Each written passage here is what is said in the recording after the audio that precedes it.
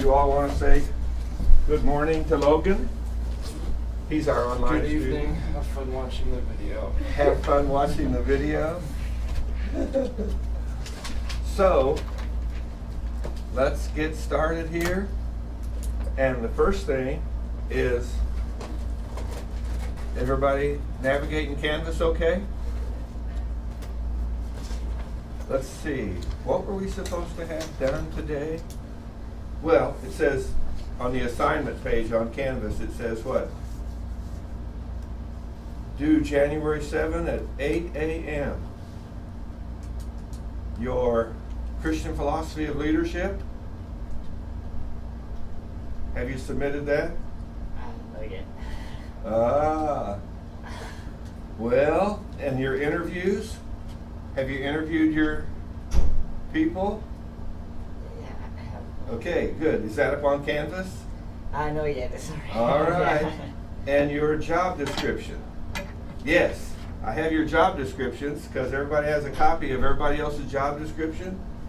And the job descriptions are online. Did any of you find them online? On Canvas? Okay. Now, have you looked on Canvas, have you looked at the thing called files? Huge, big, long list of stuff. Okay, for the people here in class, that huge list of stuff, I have handouts. For the people online, you just have to go find those in that big, long list of handouts. For example, well, maybe we should back up and talk about the assignments. Okay, we've talked about your Christian philosophy of leadership. That's due today, right now. And then the readings. And at the end of the assignments, it says role identification. Have any of you looked at the assignments that far down the road? Okay, it says role identification, and what you're supposed to do, and here's a copy of it, and Logan, there's a copy of it online, and I think online it's just called, you can look down where it says role identification under files. But here's one for each of you in here.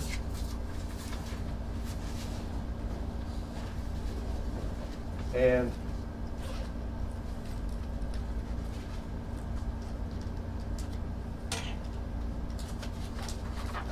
there you go, Esther. And what'll happen is you will, when you do that assignment,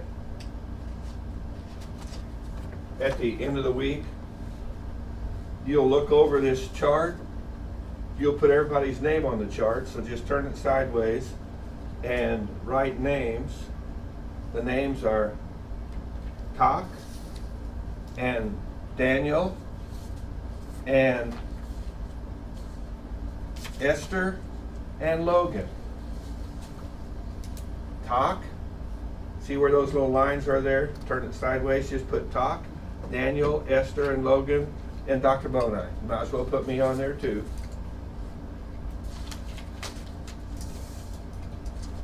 And then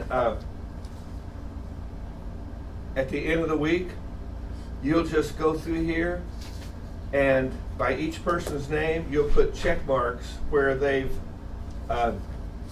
done these things, and the handout explains what all the words mean. So it's self-explanatory. You can just read it, and then you can just put check marks by everybody's name.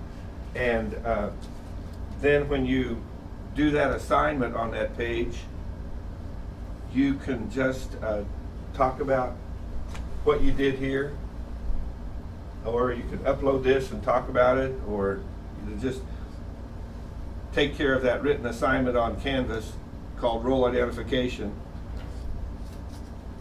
And and then the next assignment is your involvement in discussions. You've already, have all of you looked at, on Canvas, clicked on discussions? Have you gone to Yeah, Canvas and clicked on discussions? What did I ask you to discuss already?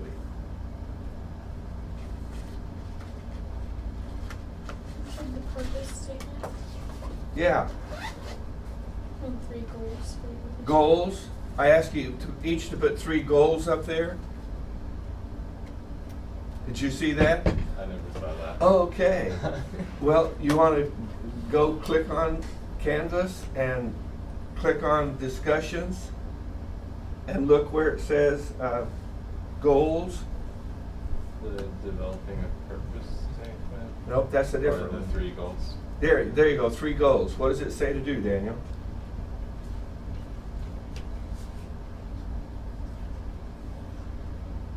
Yeah, just post 3 goals.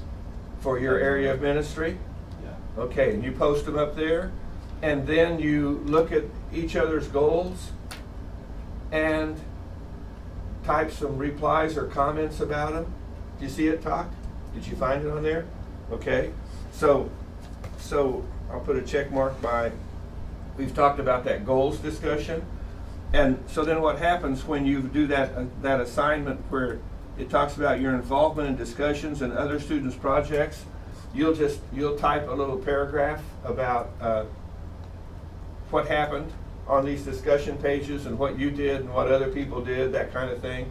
And when you're doing those assignments, a 1-page thing is good enough. Or if it takes half a page, it's not that big a deal. It's just enough to tell me that you talk about what you did and what happened as we went through this week, spending 5 hours a day for 5 days, spending 25 hours together in our little, this is what people do in organizations when they have a staff retreat. They go off someplace and spend a whole week discussing and planning and working on what they're going to do for the coming year. So this is for me anyway, I think this is kind of a neat class to have as a J-term class, because it kind of gives you a little taste of real life stuff of trying to do everything all at once. And if you were out in a real life ministry, there's quite frequently before you have your annual, retreat or planning conference for the next year, the people in charge would ask you to read some books. Probably not as many as I asked you to read for this class, but you read some books and come prepared to talk about what were in those books and talk about the implications for our ministry and that kind of thing. So you're kind of getting a taste of some real life stuff going on here. And any questions about that discussion page on goals? See, and when you do the assignment on discussions at the end of the week, then you just type up what happened when you looked at those and what other people said and what kind of things went on, that kind of stuff. And then when it says involvement in other students' projects, when people have meetings and plan things and assign you something to do, then you talk about how they conducted their meeting and how you felt about them giving you an assignment. And you didn't ask for one and you'd already done all the things you wanted to do for this week, whatever, just talking about the way people in the past have talked about it, that you just talk a little bit about your interaction with other people. And it'll be a little easier because it happens right here in 1 week instead of spread over a whole 8 weeks. So it'll be easier, I think, to do that to fill that out. Okay, so we've got role identification, involvement in discussions, the final exam. There are 30 questions listed on the final exam, and it says on the exam on assignments, it's open book, open note, open internet, where you can go find information to answer those questions. And I'll just back up one more, where it says adjustments and corrective actions. See, each of you, you're going to conduct a meeting during this week, and so where you had to make any adjustments, or even in terms of fulfilling requirements for the course, where you've had to make some adjustments or corrective actions, you just talk about those adjustments and corrective actions. Because see, sometimes when we're doing something we plan out in advance what we're going to do, and then we do it, and then something pops up in front of us to interfere with the process. Has that ever happened to you anywhere? You plan a trip, you get in your car to go somewhere, you're heading down the road, and there's a sign that says detour. And you go, I am not going to detour. I plan to go down this road. I'm going down this road no matter what. It's like, no. You make some adjustments and some corrections along the way while you're doing things. And for some people, that's easier than others. Some people, once they've got in their mind what they're going to do, they have a hard time making adjustments and corrections. And others say, no problem, I can make some adjustments here. And probably when you conduct your meeting in class here, you'll get a taste of how you are when you conduct a meeting. If somebody suggests changing something, you'll have this inward sensation that tells you something about your personality in terms of your leadership style. And I don't know what that'll be, but you'll find out. Have you ever conducted a meeting and had an agenda and somebody suggested that you change your agenda? Well, maybe that'll happen when you conduct a meeting here, so you can do a little reflection and introspection and see how you handle those kind of things. Okay, and purpose statement. Did you see the one on the discussions about purpose statement? Have you found a purpose statement from some organization and posted it up there to the discussions page? Just find some organization's purpose. There's already, how many are on there already? Are any of you looking at that? There's 3. There's 3? Okay, so you've already got 3 of them. There's 1 more to go up there. I don't know who that is, but whoever it is. Oh, I guess I do. I never saw these emails. Okay, see, but that's why we're talking about it now. It's just like, I didn't see that there. So it's just like, okay, so go find a purpose statement from some organization and type it in there.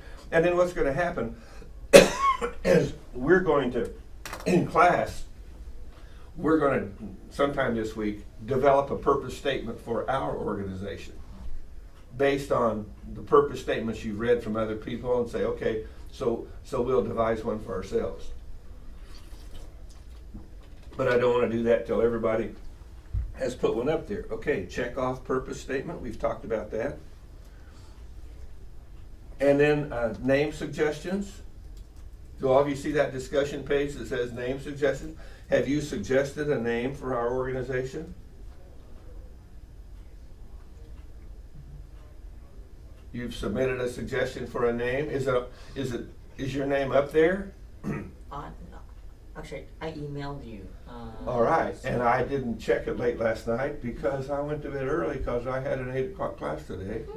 So when I get home, I'll check to see who submitted names to me, and then I'll put them up there. And you could, okay. Now, see, we're going to do this stuff so you get a taste of doing it. But then I'm going to stop and talk about administrative process, because there's 2 things going on here. We're conducting a little pretend organization, but we're also learning the process of administration. So I'm going to be right in the middle of doing our pretend organization. Then I'm going to stop, almost like change chairs, and talk about the administrative process about this class. And okay, I had 2 choices when I said make suggestions for names. I said you could send them to me in an email, or I could have said post them to the discussion page. What did I say on that discussion page? You said send them to email, or it can be posted to the discussion page. So I gave you the choice of doing it either way. Now, understand this in the process. If I would have said, post your suggestions on the discussion page, then every suggestion for a name that was posted would be under your name. You follow that? When you send it to me as an email and then I post them all, you don't know who suggested what name. So does that make a difference when we start to talk about the names? When we start talking about suggested names, does it make a difference whether or not you know who suggested the name?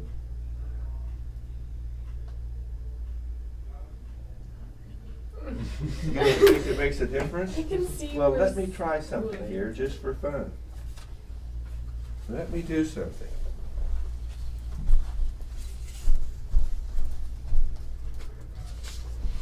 Right here in class. And just write down on this little card some suggestions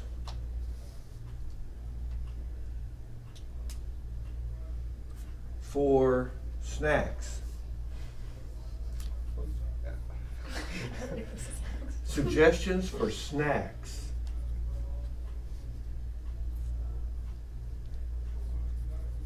During our staff meetings.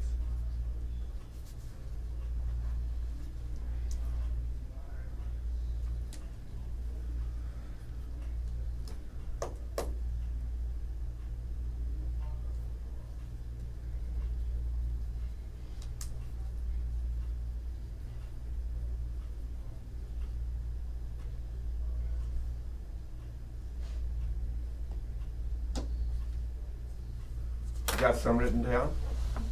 Okay, give me your cards. Got some written down, Doc? Thanks. Got some? Okay. Now, I'm going to go here to the board. And I'm just going to start writing them up here.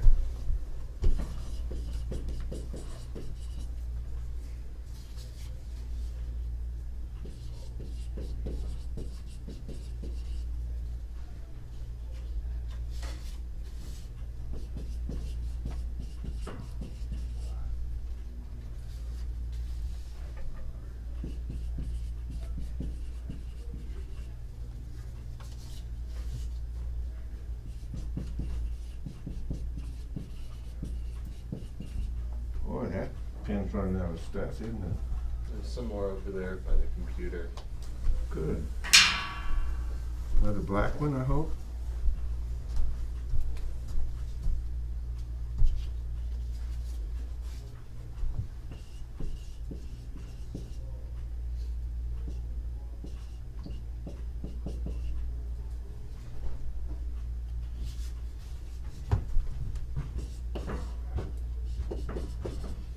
May I cut through? My card's not working. Sure. Sure. Hello. That's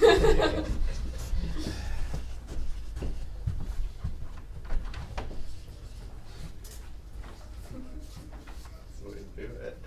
I know how to speak into offices. That's how you get it.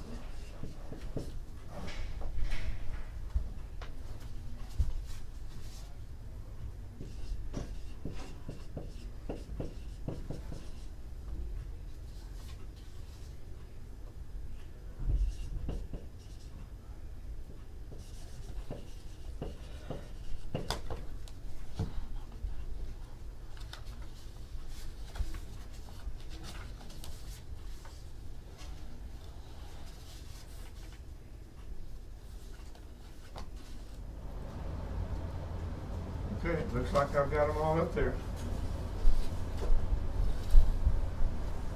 Well, can you see these, Logan?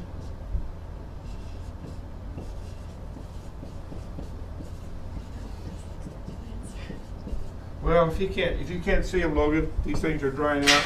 As we talk about them, you can figure them out. Maybe. Now, let's talk about what we'd like to have for snacks in this class. And I'll turn this over and start writing down. You're looking up there. Now, do any of those suggestions look a little bit laughable to you? that moms? M&M's? Oh, okay. It's a little different. Moms. It's slightly more fit. That's my fault. M&M's, yeah. Okay, now, do you understand where, see? Okay. I'll go first. Goldfish? I was like, goldfish are a great snack. They are. Uh, Literally the best thing. You're talking about bringing in a bowl of goldfish in a thing of water and sticking them with a fork and eating them while we're sitting here? You people are disgusting. No, we're talking about those little crackers that you buy at the store. Well, why don't we bring some animal crackers in here and eat those too? Do you understand where, can you see where somebody could start being critical of one of the suggestions? Now, if that was your suggestion and your name was on it, how would you feel? What? I'd feel bad for the goldfish.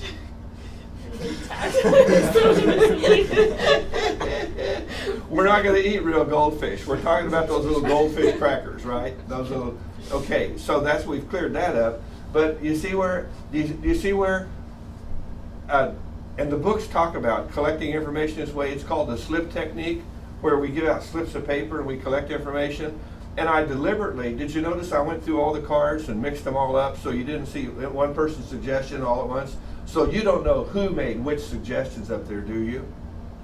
If I can guess. Now you know which ones were yours, and you could maybe guess. But you see where this, what this does in terms of this process that we're talking about in this class. So it's just a small thing, but once we start discussing what kind of snacks we're actually going to have in class, and people start being critical of the suggestions, and that's the world we live in. We live in a culture where people are just critical. And if your name is attached to your suggestion, you can take the criticism personally. But if it's been posted on a board like that, it went from you to the piece of paper, from the piece of paper to me, I put it on the board, and now the suggestion belongs to the group, and it doesn't have anyone's personality attached to it. For example, I mean, I put suggestions up there too. I had some on the card. Well, if I put a star by my suggestions, would all of you vote to bring them to class? Well, Since yours I'm the is- teacher and I'm in charge here and I determine your grade for this course? You chose M&M's, probably tea, and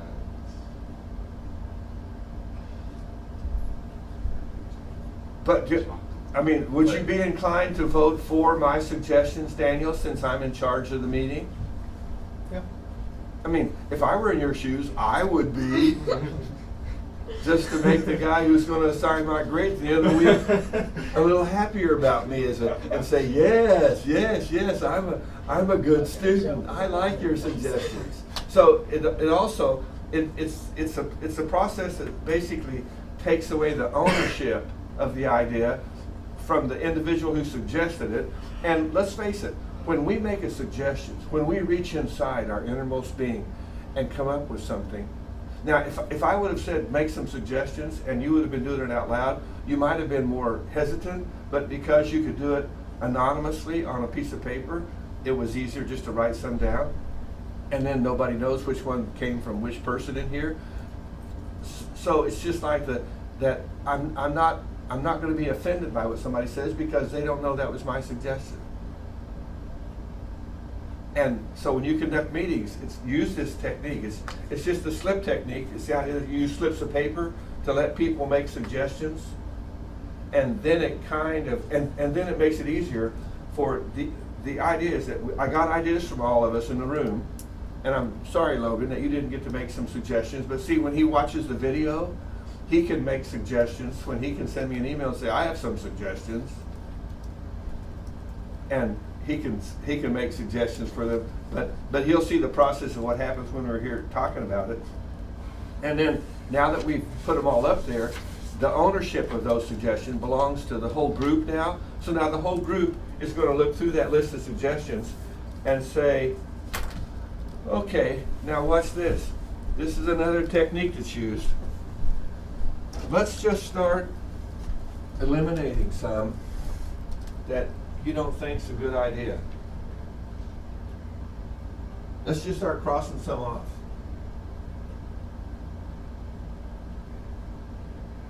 You want to cross any off?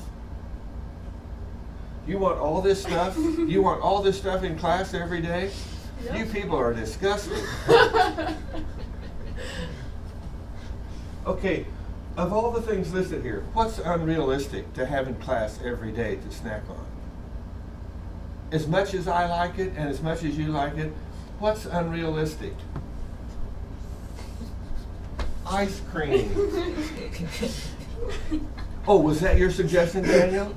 He's grabbing his I heart feel like we just personally stuck him with a spear. Was that your suggestion? Maybe. Okay, but do you see what I'm saying? You see how it wasn't, you know It was that, perfectly realistic. but you see where I don't know who made that suggestion, but it isn't very practical. Is it? To bring ice cream in here and let it sit out and melt? We just have to eat it fast. We're gonna be here 5 hours. I mean, Eat it and we got fast. all this other stuff to snack on. But you see what happens? See, even Daniel, he grabbed his heart when I scratched it off because it's painful. But it takes away the pain, or it minimizes the pain, because I didn't know it was his suggestion. And I'm just saying, here's why it'd be a bad idea. Okay, any others that you want to check off up here? Just for fun, to inflict pain on somebody, just to see what it's like? Go ahead, pick one to mark off, Esther. M&M's.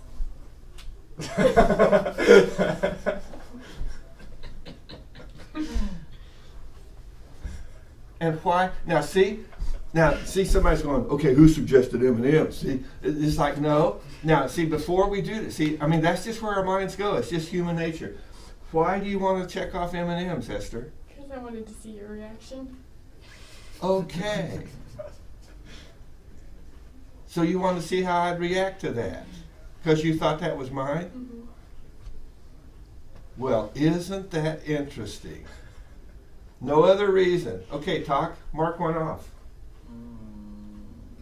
Fruit. Fruit. And would you like to tell us why you think fruit ought to be marked off the list? I don't know. I feel, is it like chips or? Like fruit chips, you mean? Yeah. I'm thinking they're thinking like oranges and apples and pears and bananas. Uh-huh. And it's just, that's kind of like ice cream, having that kind of stuff sitting around here drawing flies. I agree with you, Tom. Now, see, you're wondering, whose suggestion was that? It doesn't matter, people. We're just kind of narrow the list down. We got too much stuff here. Daniel, mark one off the list.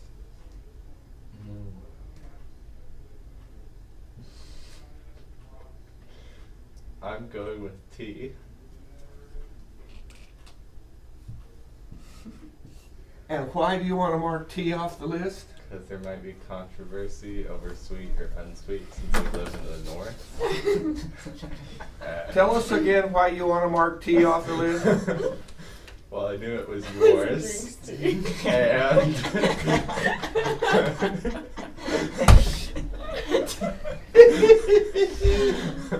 This is so much fun.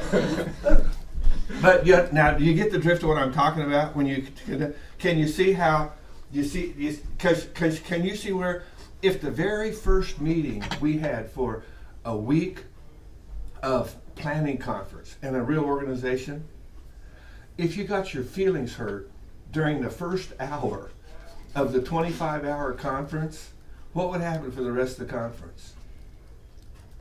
issues. Huh? Issues. I'm not going to make any more suggestions. They're just going to tromp on my suggestions and make me feel bad. You understand? That's just human nature. And even if you're not that sensitive as a person, other people are. Well, they just need to toughen up and learn to handle it.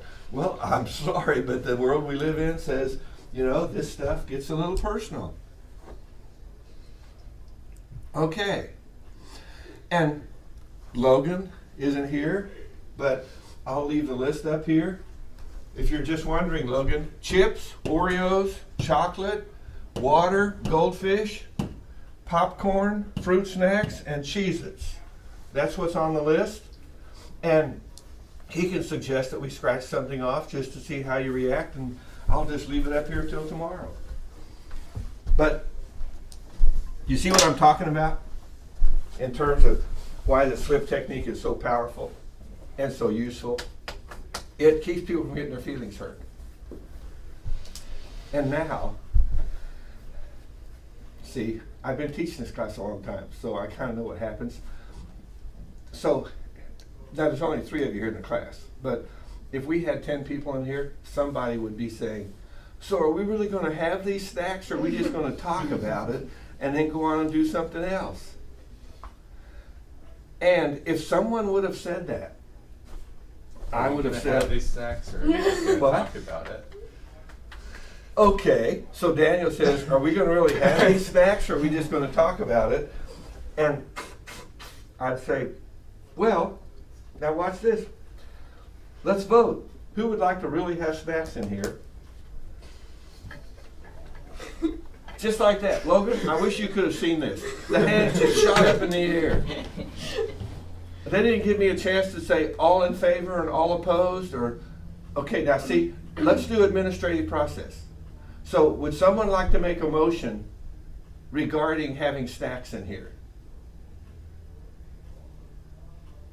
Yes. I Who would make like a to make- motion that you buy all these snacks? Okay, Daniel makes a motion that somebody buy all these snacks and bring them to class every day. Right? Is that your motion, Daniel? Or did I modify your motion? You modified. Yeah, I did, because I'm in charge of this meeting. I might have a hearing problem, but you know, I'm also cheap. So when the motion comes to me, I, just like in Washington, I hold the gavel, I modify the motion before I announce it. So the motion is that someone buy snacks to bring to class. Now, does anyone know parliamentary procedure? Is there a second to the motion? I second the motion. Esther seconds the motion. So now we can have a discussion. And we can discuss. Do we want all these snacks for the week or just some of them? If we had to pick some for the week, which ones would you pick first? Goldfish. What would be your number 1 choice? Goldfish. Fish. Follow it. Goldfish? How many people vote for goldfish? 1, 2. Okay. Any others that would be your favorites to have? Chocolate. I was getting ready to mark chocolate off. That's just not good for us, Todd. But see, since you said, okay, I'll give chocolate 1 vote. Any others you want to vote for? Oreos.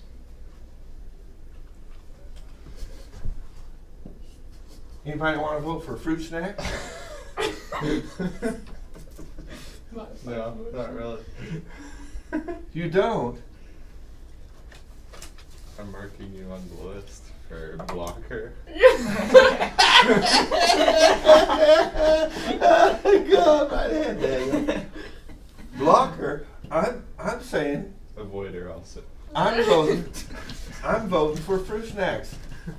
I mean, Tag voted for chocolate. You 2 people want to eat fish. That's disgusting. And I'm voting for fruit snacks. I'm just saying.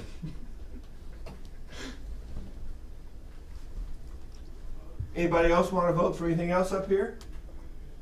Is that all we're going to have for snacks? Goldfish, chocolate, and fruit snacks? Oreos. Oreos? 1 vote for Oreos? I'll second. Oh, 2 votes for Oreos. Oh yeah. Oh, yeah. Can I vote for Cheez-Its, popcorn, water, and chips? Cheez-Its, popcorn, water, and chips. You're gonna eat all that. You're gonna eat all that bad. We've got 5 days. I second popcorn. You second popcorn. Oh, yeah. Anything else? Yeah, I'll avoid fruit snacks. Fruit snacks? Now see, you talk. Okay, Daniel just marked me as a blocker, right? Okay. Now, on your little sheet, how would you mark those people for making fun of fruit snacks when there's 2 of us in this room who like it? Isn't that a bit insensitive on their part? So is the one making fun of the goldfish?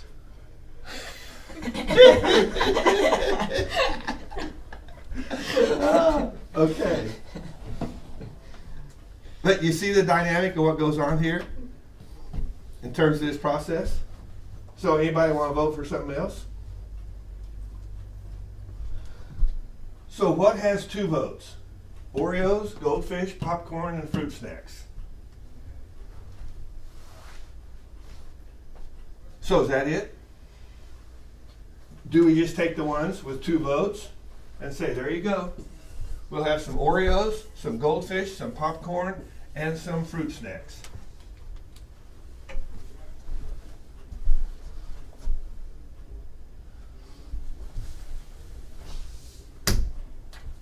You'll have to bring your own beverage to wash it down with because nobody voted for.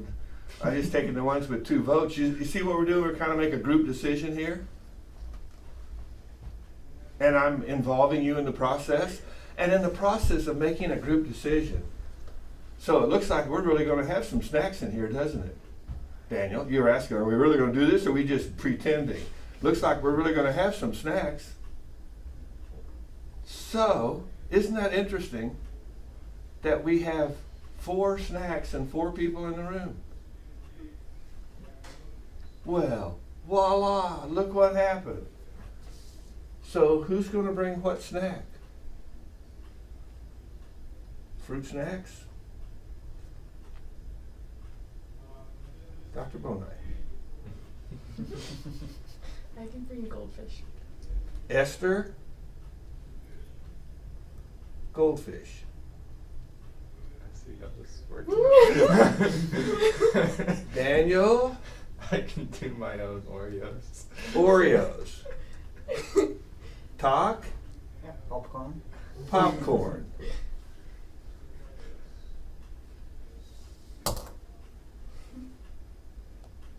And you know, I'm sitting here thinking, just looking at this list is making me thirsty. So I'll bring water. Little bottles of water.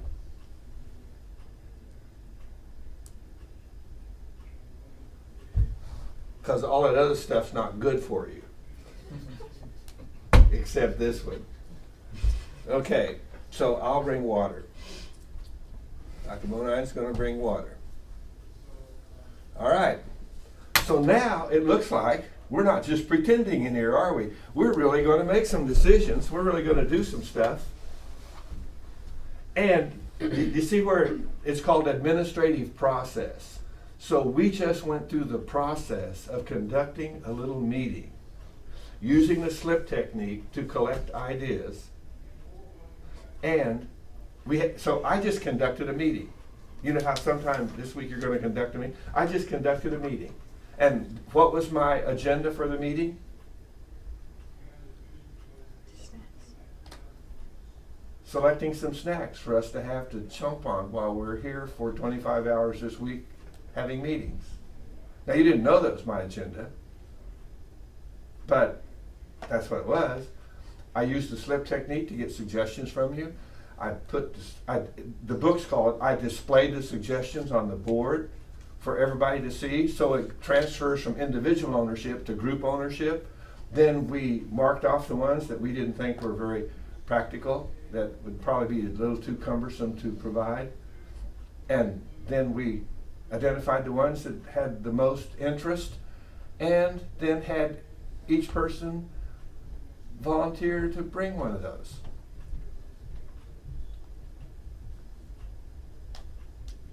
So I just had a successful meeting. How do you feel about it? Hungry. What? Hungry. Hungry.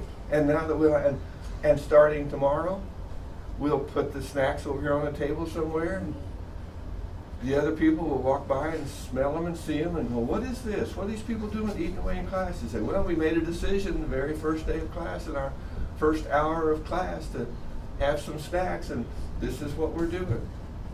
And I'll put this card in my pocket so I remember to bring my part of this. And we're moving on. Okay, do you understand what I mean by we're doing the processing? So now you've just seen a demonstration meeting.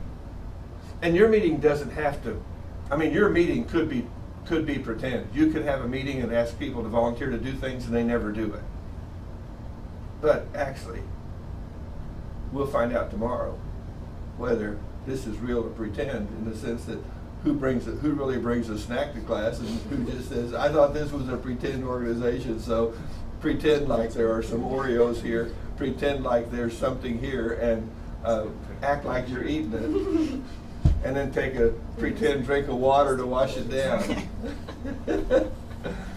Okay, but the idea was I wanted to demonstrate having a meeting, and I want and doing something like this. Can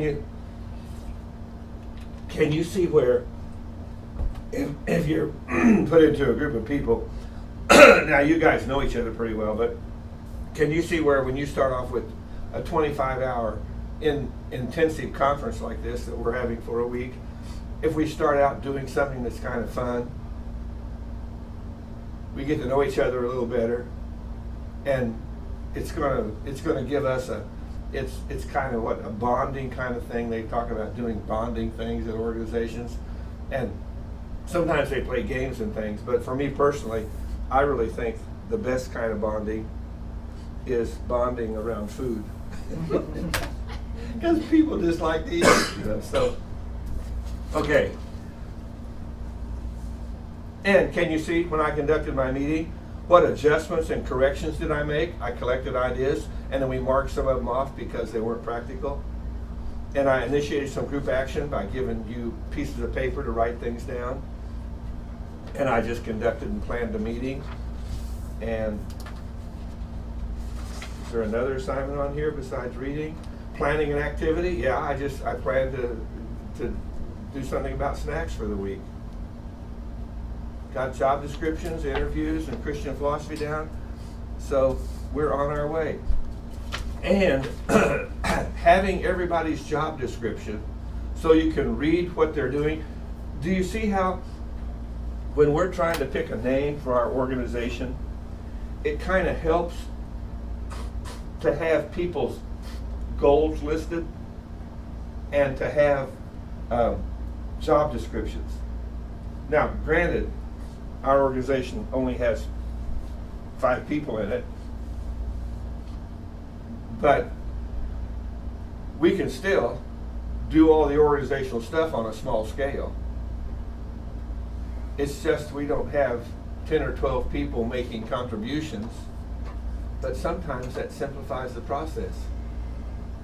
If we'd had 10 or 12 people in here discussing snacks, it would have taken longer because there'd be more suggestions, and so it's just like, okay, I thought, it's not a bad idea to have a class with 5 people in it, because some of you will probably be working in an organization with a staff about that size. But the same dynamics apply to small groups as they do to large groups when it comes to administrative process. So when it comes to name suggestions, that means now after you read everybody's job description and you look at their goals that they have posted on the discussion page, then you say, okay, in light of everybody's goals and in everybody's job description, what would be a good name for our organization? And it doesn't have to be one you've seen someplace. I mean, it can be, but it can be one that we just make up too. Because that's another thing we're gonna do this week, is vote on choosing a name for the organization. Any questions? Okay, I've covered the assignments, covered this. What am I supposed to do now? I gave you this little form here. Let's see. My notes.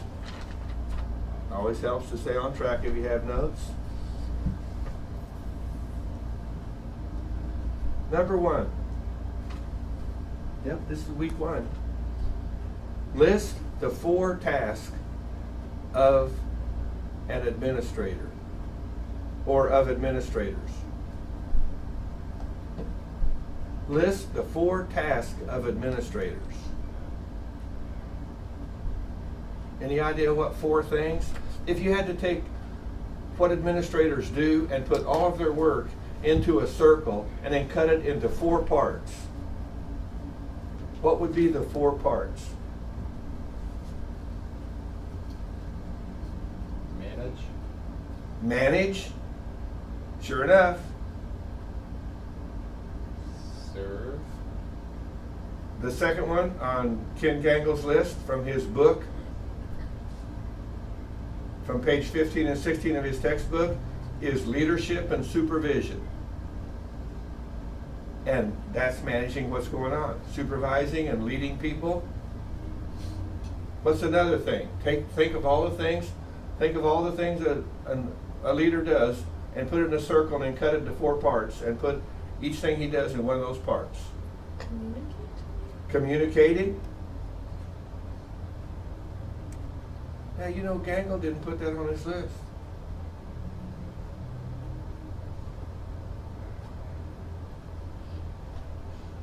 The silent leader. But what did you learn from your interviews? What's one of the biggest problems? Communication. I mean, every place you go, communication. And you know what? Here's why Gangle doesn't have it in his circle. Because guess what goes around the outside of that circle?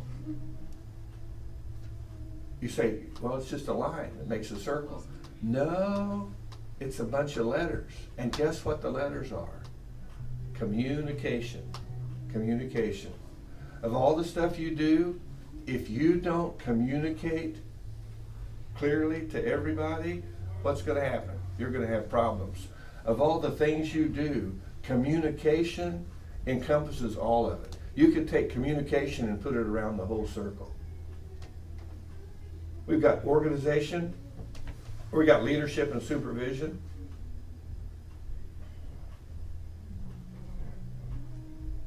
Let's see. I'm the administrator of this class. And what are some assignments I've given you to do? We just talked about them. Planning and goal setting.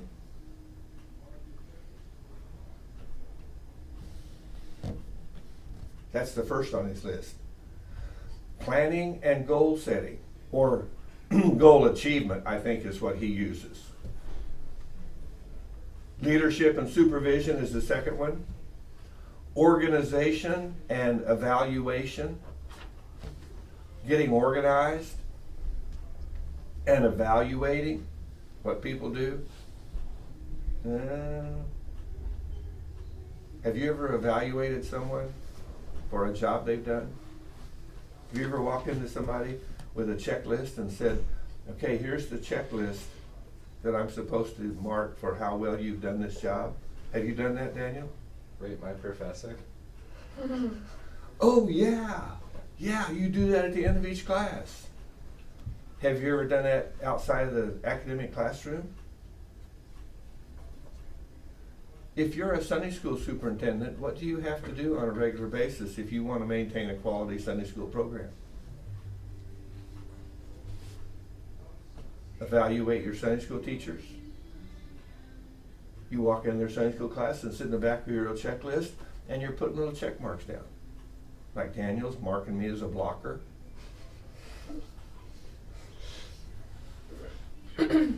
What's a blocker anyway? I don't know. This sounded good. It sounded good. Sidetracks or stops? What did I do? Delays, sidetracks, or stops progress within the team.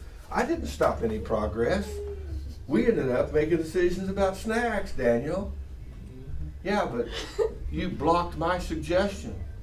My suggestion was that you bring snacks to class, and you changed it. Oh, yeah, yeah. You go around changing stuff like that, and you're going to get marked down as a blocker in somebody's chart, aren't you? Because I blocked his idea. But isn't it more fun that we all bring something than if just one guy brought it all? That would be so boring. See, I just really think there's value in participation and in everybody contributing. You ready for this? When I used to manage junior high kids, I would let the junior high kids plan parties. And I would ask them what kind of snacks you want to have. And then I would assign them to, I'd say, who's going to volunteer to bring what? Have any of you worked with junior high kids? What happens when we come to church on Sunday night for the junior high get together, and I walk in the room and looking around for the snacks that everybody signed up to bring? What do junior high kids, what's their favorite phrase? Oh, Mr. Bona, I'm so sorry. What? I forgot. I go, no problem. We just won't have any chips with our dip.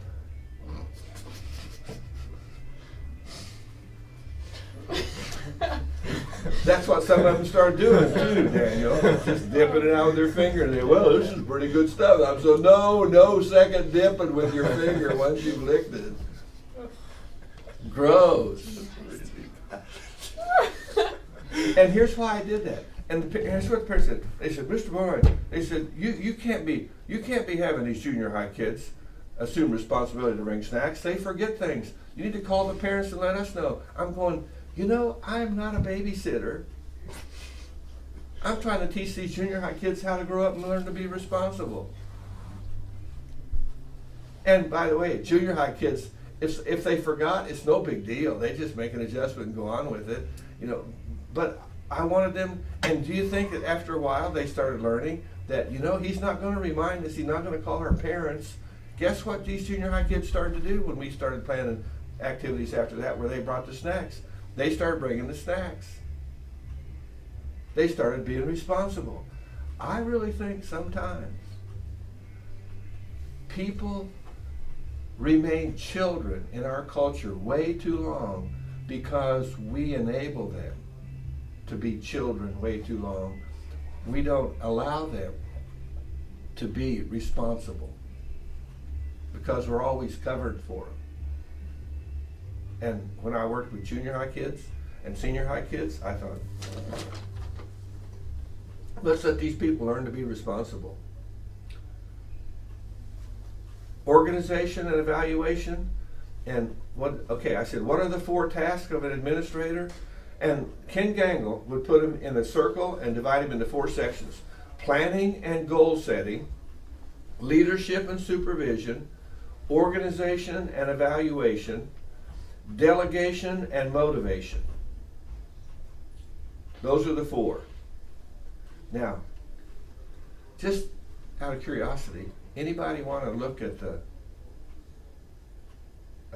assignments and look at the last assignment? Final exam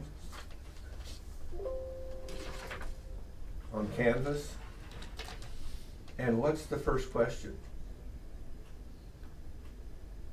What are the 4 tensions that create stress within an organization?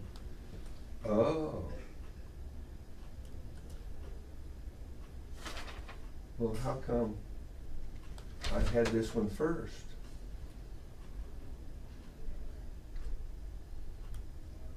Is that the second one? The 4 tasks of administrators? It's various styles of leadership. Huh, that's not one of them?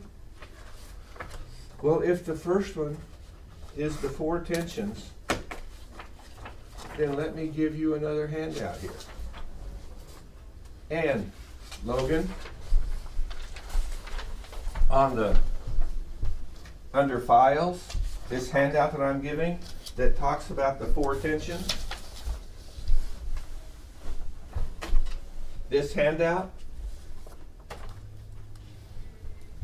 is under files, and it'll be listed under 4 tensions, 4 directional tensions. And what are the 4 tensions?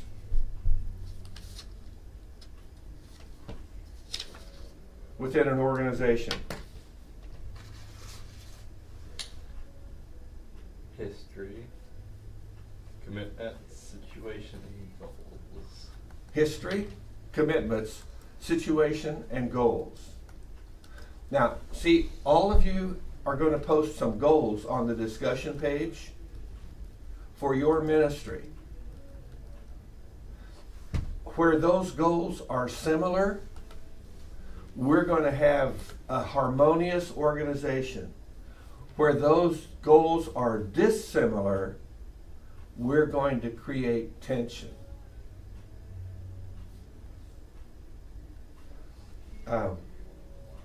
What age group have you worked with in church? In your Christian ministry assignments, what age group have you worked with? Elementary. Elementary? Same. Have you worked with children? Yeah. And what was it, Sunday school or Awana or children's church or what? All of All those? of the above. What about you, Daniel? Awana. Awana? Okay. Sunday, What kind of work have you done with children, Todd? Sunday school and like refugee ministry. Okay. So, have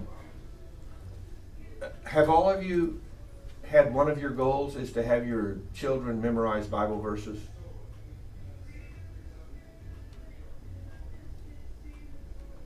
Or what were your goals when you were working with children?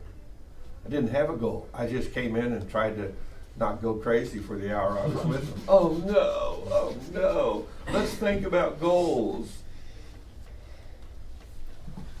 Would one of your goals be to have the kids memorize Bible verses? Did any of you ever assign Bible verses to your children and have them take home and ask the parents to help their children memorize the verses? Did any of you ever get a phone call from a parent saying, you can't expect children this age to memorize this many Bible verses? That's too much. You're just a young person. You don't have children yet. You don't understand. You ever had that happen? Did you ever have anybody give you any grief? Any parents give you grief when you were working with their children? Have you, Esther? Mm-hmm. Guess what that's called? Tension. Because the parents' goals don't line up with our goals. Because the parents' commitments, all I'm asking is for you to help your child memorize a few Bible verses. Well, I don't have time to do that. You know how busy I am? Now, see, here's what I want to say to that parent. I don't know how busy you are, but if you're too busy to help your child memorize Scripture, you need to rearrange your priorities. But what happens if you say that to a parent? They go to the pastor and try to get you fired. That's what happens. But it's like we have commitments. And I said, maybe you need to rearrange your commitments. Watch this history thing. You're the first teacher that's expected my child to memorize Bible verses. We've never done that here this way before at this church. And see, what I want to say is, well, that's a tragedy. But instead, what I say is, now, it's just like, So why did you want to mark off M&Ms? Because I wanted to see how you'd react. What?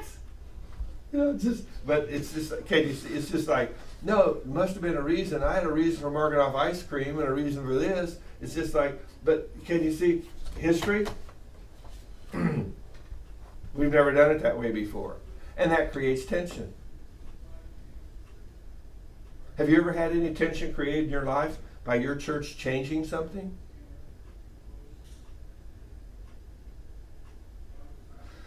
I was a Sunday school teacher in a church for a long time. And all of a sudden, they switched the time. When does Sunday school meet? At 9:30, right? Or is it 9:45? When did God intend for Sunday school to meet? From 9:30 to 10:45 on Sunday morning. And then what happens after Sunday school? Then we go to church and have the worship. And our church decided to switch it around. And I said to my wife, I am not going to cause any problems. I'm going to be a good church member and not complain. But these people are going to realize that they made a mistake, that this is not the way God ordered the world. Why did that create tension for me, for them to change things? History. I don't like change. The history has been, if this is the way we've done it for years, then what's going to happen when we change something? It's going to create tension. Do you follow that? History sets the stage for tension. Anytime, and what do new, fresh, young faces want to do when they arrive on the scene? They want to change things. Okay, are you ready for this? When we get to the chapter on changing things and living to tell about it, here's what the books are going to tell you. Don't change anything for the first year. You spend the first year of working someplace learning how this organization works,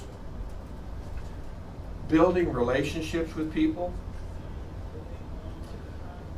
gaining their respect for the way you do things because you do it their way. And then after a year, you can suggest making some changes. But you have to earn the right to make changes. So the first year, don't change anything. Now, I've had people taking this class for years. I had a guy took this class, probably 15 years ago. And he went to work at a church, and he started changing stuff right away. And the end result was that it caused division in the church, and the people who liked him followed him, and he left and started a new church. They had a church split. And I saw him one day at the store, and I said, Did you forget what we studied in administrative process about don't change anything the first year? He goes, yeah. He said, I remember that you said that, Dr. Bonine, but I didn't really believe it was true. I'm going, well, you just caused the church split by changing things too soon. Yeah, he said, I know, and I feel bad about that. But he just wouldn't follow what the book said to do. And he still feels bad about it. But, I mean, he's involved in a going ministry, and he's doing a great work. He's serving the Lord effectively. But why would he take that risk after all the books say don't change things for the first year? Just learn to fit in and gain the respect of people. Earn the right to suggest some changes. Because he was in a hurry to make things happen. Like the Lord's coming back next year, so we have to fix it now. Well, if that was 15 years ago, guess what? The Lord hasn't come back yet. And what's the other thing that causes tension? The situation. The goals, commitments, the history, and the situation. Let's see. What did I do this morning to cause some tension? I said, so, would someone like to make a motion regarding snacks? And Daniel bravely made a motion. And his motion was that we as a class bring snacks. No. What was your motion, Daniel? That you bring snacks. I heard him clearly. I just changed his motion to be more inclusive. I mean, think about it. If you vote that I bring snacks, then I don't have to make a list. I just decide what to bring. And I bring fruit snacks and M&Ms. Well, Talk and I will take the fruit snacks, but it's like, wait a minute. So can you see where, if I want everybody to be a part of making a decision, I want everybody to be a part of bringing the snacks. But, so, is it fair to say, Daniel, that I had a worthwhile goal in mind, but that still caused tension for you, for me to take your motion and change it like that? In fact, I think that's wrong. I don't think parliamentary procedure allows you to do that. Do any of you know parliamentary procedure? There's a book in the library written on it. I mean, I used to be the parliamentarian at an organization. So I was the guy who knew all the parliamentary rules. And if I were in the back of the room, Daniel, when that happened, I would have said, Mr. Bonine, you're out of order. That's not according to the parliamentary rules. You can't modify his motion like that. You have to take his motion as it is. And if you want to modify it, you have to amend the motion. You know, there's a big technical way of doing all of that. And here's what I say. I say, you know what? I use parliamentary procedure because it helps expedite the decision-making process, but I don't let parliamentary procedure become the law of the Medes and the Persians. But can you see where, if there's a parliamentarian in the room and I make some of those adjustments, that creates tension for them. And then, when I said, okay, now, I'm just asking, when I said, okay, so fruit snacks, I'll bring fruit snacks. So I put down Dr. Bonine for fruit snacks. And then when I said, so who would like to bring what? Did that create any tension? Esther just jumped up and said what? I'll bring goldfish. Now, once I said I'm going to bring fruit snacks and she said she's going to bring goldfish, did that create any tension for you guys? No? What were you thinking? Well, it looks like he's expecting us. He's got 4 things up there, and there's 4 of us in class. It looks like, whether we like it or not, he's expecting all of us to sign up for bringing something. That didn't create tension for anybody? Well, you guys are pretty easygoing people. If I would have been on your side of the table, it would have created tension for me. I didn't come in here this morning to sign up to bring snacks. What's that all about? I mean, you understand?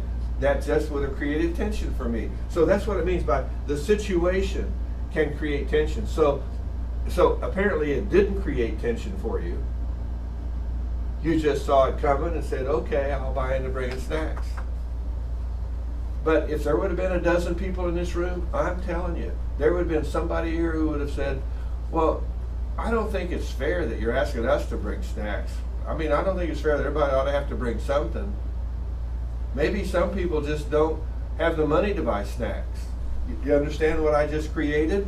The situation created tension. See, when a person makes that comment, here's what's happened. After studying this administrative process stuff, when a person makes a comment like that, I know that I've created tension in their life. So that's why these 4 tensions are important, because sometimes, just by the way I conduct a meeting, I make some people tense. I create tension in some people's lives. Just my personality, just the way I do things. And I don't mean to, but see, it's like, well, I didn't mean to. I had good goals. I'm committed to being a servant leader. What's the history? hey, I'm fitting in. I follow the organizational's doctrinal statement, but it's the situation that we're faced with here. It's the situation that we're in that creates its own kind of tension. And if we were off somewhere at a conference ground doing this, and I ask you to do that, can you see where you might be saying, well, if we were back home, I'd know where to go to get those snacks, but I don't know where the nearest store is. I mean, is there a Walmart close by where we can go buy some goldfish? You understand? That the situation, just whatever is unfolding here in the room, is a source of tension for some people. And once I noticed people are being tense, I still remember early on in my ministry, I was having a meeting, conducting a meeting, and I had changed the way we were going to handle discipline at the Christian school where I worked. They had put me in charge of discipline for the coming year, and I had a handout and a presentation, and I put it all together. And then I said, so what do you think? Now, you know what I was expecting people to say? This is a great plan, Tom. This is really going to work. And this one lady in the back who'd been teaching for 20 years said, well, Brother Tom, I know you mean well, but it isn't going to work. It was like she just went, boom. And I'm standing there. I said, Lord, what do I do now? And she saw that I was just devastated. Because I had a lot of respect for her. She knows her stuff. And if she says it isn't going to work, then it probably got a flaw in it that I didn't notice. And I just stood there and I said, Lord, what do I do now? And just like that, God gave me something to say. And I still remember the words that came out of my mouth. I said, I'll call her Mrs. Smith. I said, Mrs. Smith, thank you for being so candid about this process I've put together. What could I do, or is it possible to fix it? And if so, what could I do to fix this to make it work? And she said, well, it doesn't need a lot of fixing. It just needs a couple of changes to tweak it. Because see, when she said, this won't work, I thought she was shooting down the whole plan, and me with it. All she was saying was, there was a couple of little glitches in it that needed to be fixed. I didn't hear that the first time. So I said, what needs to be fixed? And I pulled out my pencil and wrote down what she said. And I said, what do the rest of you think about that? And they said, that's a great idea. And I said, so if we make that change, do you think it'll work? She said, it'll work. It'll definitely work. My idea survived. No, it wasn't my idea anymore now, because it was owned by the whole group. And why did the whole group take ownership of it? Because one senior staff member who had some insight suggested a change. And can you see what would have happened if I said, nope, we're not making any changes. This is my plan. And we're going to run with my plan, or we're going to run with nothing. What would they have all voted to do? Run with nothing. Just be willing to make some adjustments and take the insight that people give you, especially if you want everybody to buy into the plan. And once I implemented it, and I said, those are good, and they were great suggestions. I don't know why I hadn't thought of it before. Oh, I know why, Tom. Because you're not brilliant. You're not the epitome of truth floating around on the earth with every idea being a genius idea. I'm sorry, but if I have an idea, I think it's a good one. I don't go around spewing out ideas thinking that's a bad idea, that's a bad idea. I just think my ideas are good ideas, you see. So that's called, what is that called? A blind spot. And so this lady, God used this lady to point out a blind spot, and I was by God's grace, humble enough to accept it and make the adjustment, and we went on, and it was a fabulous year. In fact, when the principal came back from his sabbatical, he liked it so much he kept it going after we had implemented it for a year, because it was such an effective discipline program, something that everybody was frustrated with. So I'm just telling you, sometimes just the situation you're in will create the tension. Sometimes it's just history, and you'll hear that one. We've never done it that way before. Sometimes it's commitments. I don't have time to do this. And sometimes it's our goals. We just have different goals. I'm teaching this class with 4 people in the class, but there's only 3 of you here because what? One person is online. I don't have time to mess with this online thing. You follow me? No, well then you shouldn't be working here because we're an online college. We're a blended school now that does both. You follow what happens? And if you're not buying into that, then you probably need to move on down the road and do something else. But all of my goals involve face-to-face interaction. Well, you're going to have to broaden your goals to include online people because that's the change that's taking place in the world that you live in. And this is so strange, okay? Okay, so now you've got the answer to another one of your questions from the test. To me, this is so strange that, we've done that one. Put this over here. Yes, talk. You said don't change anything for the first year. Uh-huh. So how about like starting new things? Is it like changing things or? Like if you're starting something new, Mhm. okay, give me an example of something you would like to start new. So yeah, I'm thinking about my church in Japan, and Uh-huh. they don't have small groups now. So like, if I go there, I want to start small groups. Okay. So, So what? And you don't want to wait a year to start them. Mhm. You would like to start the small groups right away. Mhm. So here's what I did. Knowing that I don't change anything for a year, when I went to a new ministry, I went to the guy who was in charge and I said, what do you think about doing this? And he said, I don't know. Let me think about it. See, new ideas often take a little time for people. I said, okay. And so then a week later I said, you know, last week we talked about this. What do you think about this? You know, and I talked to him long enough about this new idea until they finally say, you know, that would be a good thing to do. And then I say, do you want me to do it? And they say, well, yeah, if you'd be willing to, because I don't know that much about small groups. I said, so would you announce to everybody that we're going to do this and that I'm going to be the one that will be implementing it? He goes, well, sure. So now who made the change? Did I make the change, or did the long-term leader make the change and put me in charge?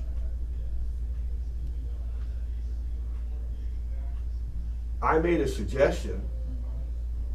He liked the idea. You say, what if he doesn't like the idea? Then you better wait a year to implement it, or 6 months or so. Or if he doesn't like the idea because he's stuck in a rut, and he says, no, we don't do those kind of things here. That's just an American thing that we don't do in Japan. And then you say, okay.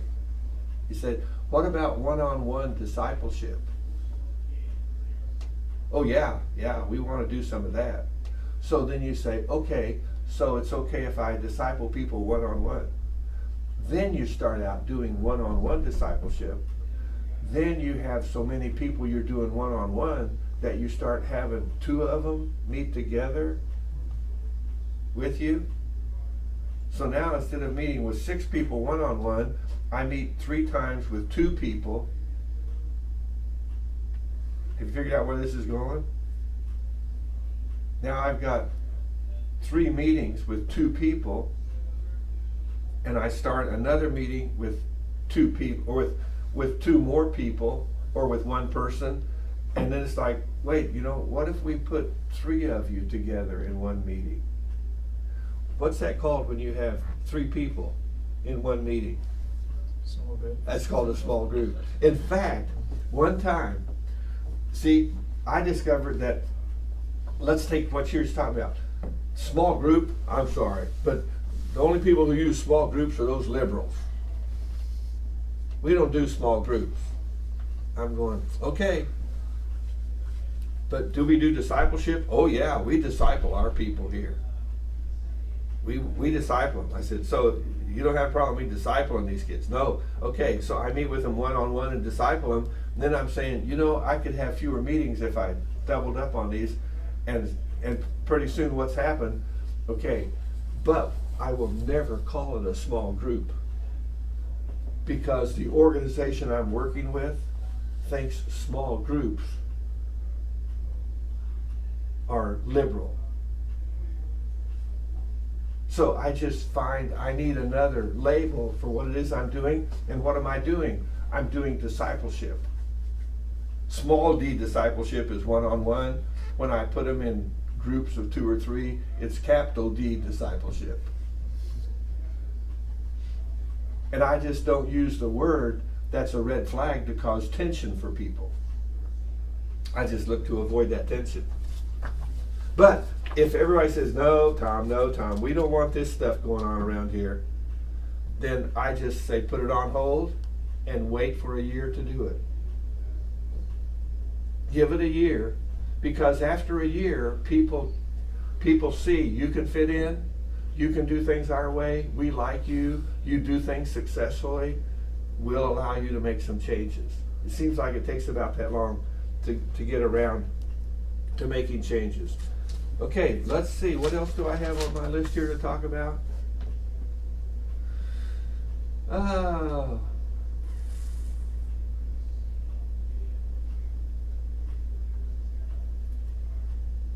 What's the purpose of the church? What's the purpose of any Christian organization?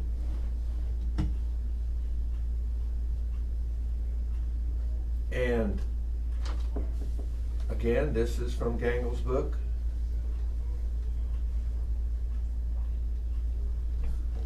And he likes 4, I guess. He gives 4 things again.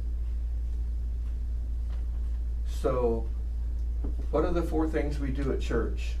If you took all the things we do at church and put it in a circle and cut it into 4 pieces, what would be one of the things we do that would be one of the 4 things? Discipleship. Discipleship. Worship. Worship.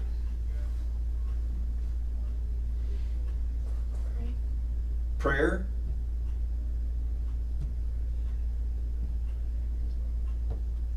You go, that's more than 4. Okay, I've got a whole list of things here that people have suggested in the past. That's the purpose of the church, that don't fit the 4 that Gangel has in his book. Worship was one that he put in his book. He put education. Would that be discipleship? Discipling people would be part of education. But what else would be part of education besides discipleship? Would Awana be part of education? Or is Awana part of evangelism? Excuse me, I don't know that one. Oh, Awana? Awana, yeah. What is that? What's Awana? Tell me what Awana is, Esther. It's just like a kids, tends to be like a Wednesday night kids group. Wana's based on Bible memory verses and stuff like that. It's a program for little kids where they come and run around in circles and play games and have Bible lessons and memorize verses and recite them and win prizes. And they love it for the games, don't they? Awana. And what's it called? What does the letter stand for? A workman? Approved workmen are not ashamed. Approved workmen are not ashamed. That's where the organization's name came from. Would Sunday school be under education? See, Gangle puts down worship, fellowship, evangelism, and education. He says you can take every ministry of the church and put it in one of those 4 quadrants. So where would prayer be? Well, when we worship, we pray, but do we also pray when we have fellowship with each other? I mean, is that valuable when you get together for fellowship and you share some prayer requests and get together in groups of 2 or 3 and pray together about something? So prayer would be a part. And do we pray in Sunday school? We take prayer requests there. So in a sense, prayer would be a part of all 4 of those quadrants.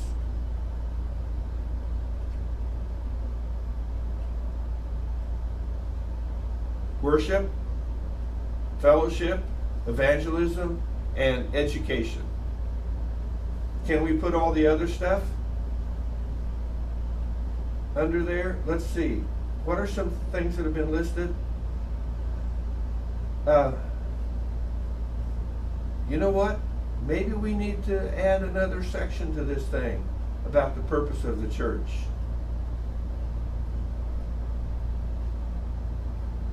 Because a lot of churches now are talking about reaching out to the larger community.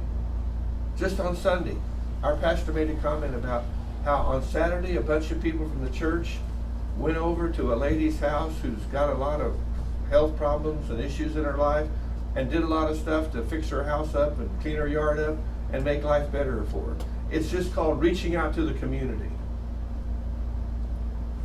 Our church, in its community outreach, has started taking dinner to the firemen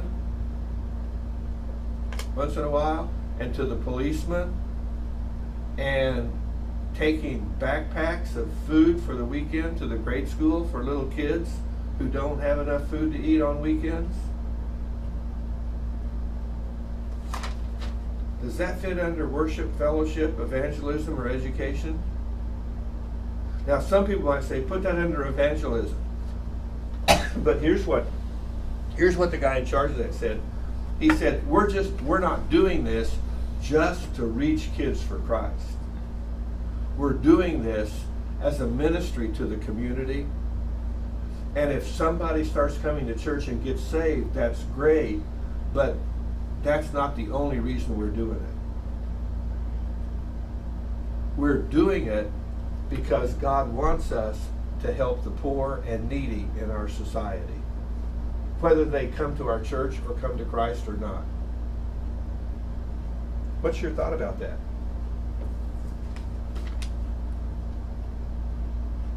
See, Gangle's list comes from years ago. Could that be a new dimension?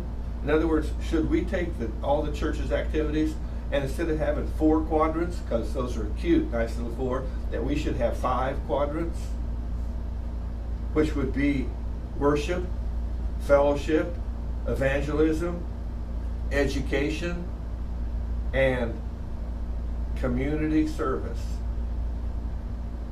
So we do all 4 of these things within our church, and then we have one where we're just doing stuff to reach out to the community, to help the larger society. Or do we only limit what we're doing to just what goes on in our church organization?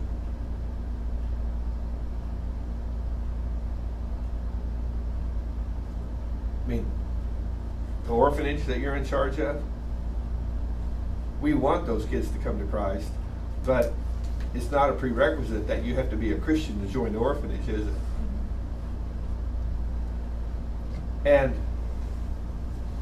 the youth that you're going to be working with in Japan, are you only going to work with the Christian youth, or are you going to be looking to say, what are some of the needs of the youth in our community, and what can we do to meet those needs?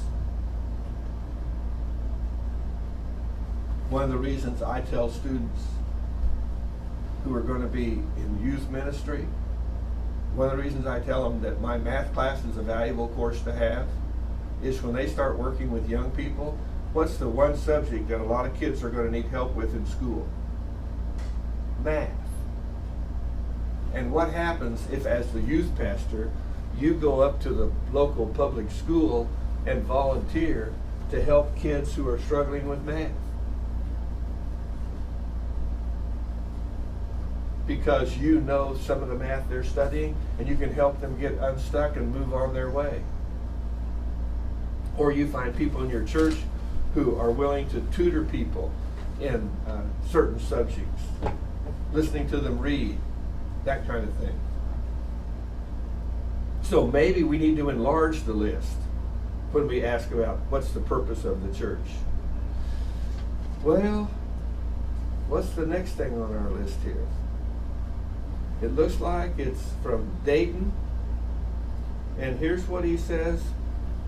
The key to effective, this is from Dayton chapters 1 through 4. The key to effective volunteer activity is participation in the planning and goal setting process. The key to effective volunteer activity is participation in the planning and goal setting process. When you did your interviews, did you have anyone tell you that one of the problems is getting volunteers involved in the work that we're doing? Well, guess what? Here's what the books say. Here's what Dayton says about it. If you want to get more people involved in doing the work, then you involve those people in planning the activities. I don't need any help with planning the activities.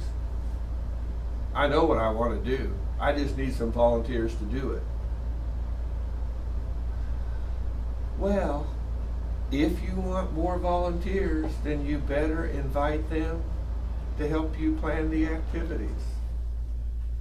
But then it might change my plan. Yes, it might. So here's the question I have to ask. Which is more important, your plan or getting volunteers involved? Have any of you ever heard of an organization called Pioneer Girls?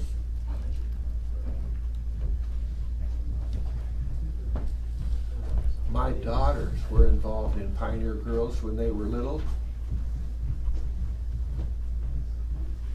Pioneer Girls. Sounds like Little House on the Prairie, doesn't it? Well, it was an organization kind of like Awana, but it was only for girls.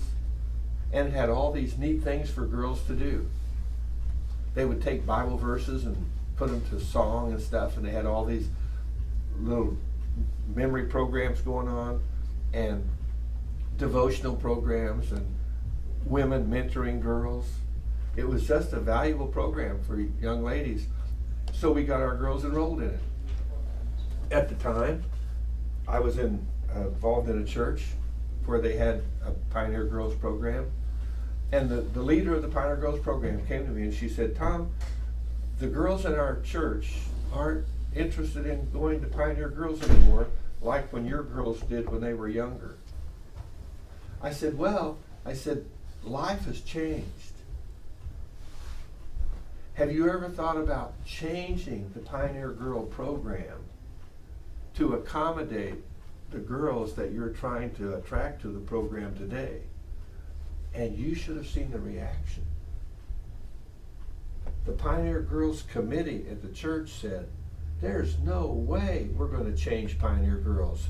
If we did, it wouldn't be Pioneer Girls anymore.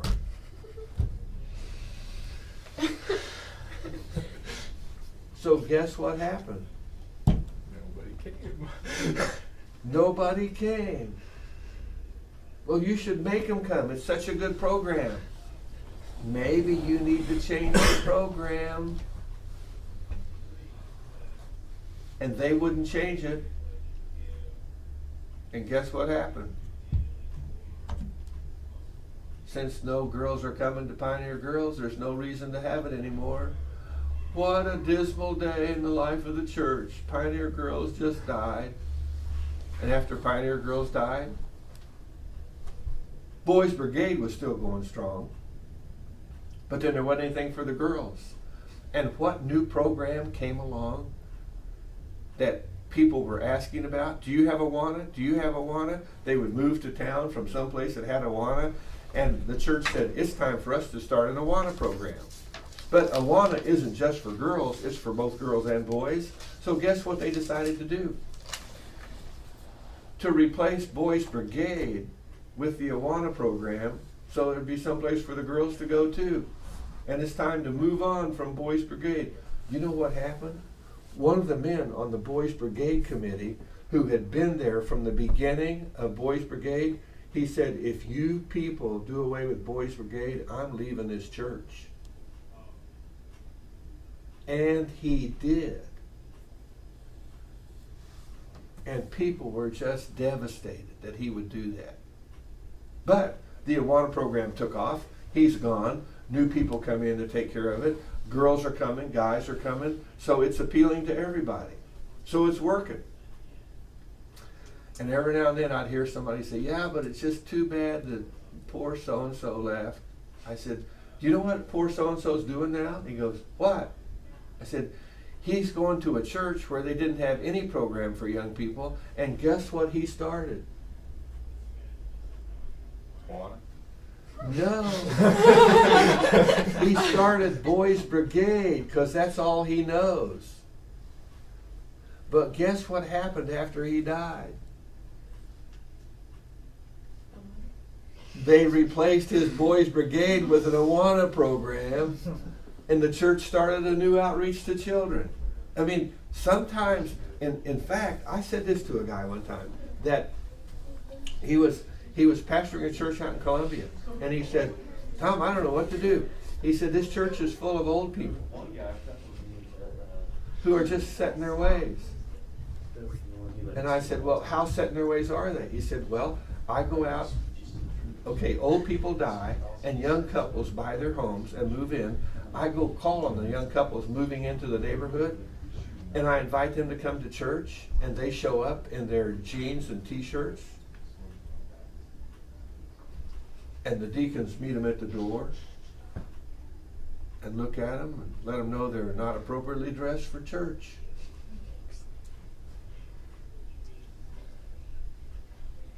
And they sit down and come for one Sunday and then don't come back. He said, what am I going to do?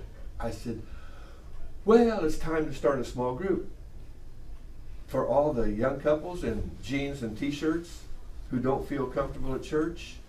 You meet in somebody's house for a small group. But you keep preaching to the old people on Sunday till they all die and you bury them. And then when all the old people are gone and the church is empty and your small group is too big to meet in someone's house anymore, what do you tell the small group? There's a church where we can meet if you want to, that's got plenty of space. Oh, really? Now, it could be that they're not all dead yet. You're still having a worship service for the old people who want to do what they're doing. So you still honor them by having church on Sunday, but then the small group meets another day during the week. Because those new people moving in, they don't know this Sunday thing. You know, Sundays, the other stuff they do, maybe their kids play soccer and stuff. So it might be another time of the week's a better time for them to meet for their small group. So they meet at church at another time. So the old people who don't like jeans and t-shirts aren't there when they show up. And then eventually, when they start saying, you know, we'd like to have a service on Sunday like everybody else has, say, well, we have a service for the old people at this time on Sunday morning.